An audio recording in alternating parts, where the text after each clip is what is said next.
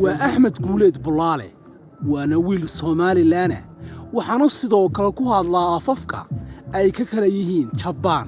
China, Urdu iyo sidoo kale Ruushka oo ay adag yihiin in lagu hadlo waxa habeenkii xalay aan kula yeelnay goob faqara oo ay ka buuxeen kumanaan dhalinyaro halkaas oo ku soo bandhigay qayb ka mid ah afafka alle oo ku manaystay waa kan Axmed oo ka hadlaya Urduga manihiin dad imaka halkan ku cusub Soomaali baanu nahay dadka waanu jecelahay dhammaan dhalinyaraduna way noo goshahay fakaarakaaguna wuu jecel yahay aad baanu jecelahay dadkayga waxaanu doonaynaa inaanu dadka u faa'iideyno cilmigan aanu hayno mana noqonayno qaar ka gaabsada dhalinyarta waxaan arkayaa dhalinyar fara badan oo aad u qosleeya oo halkan ila taagan waxay leeyihiin ma baranaa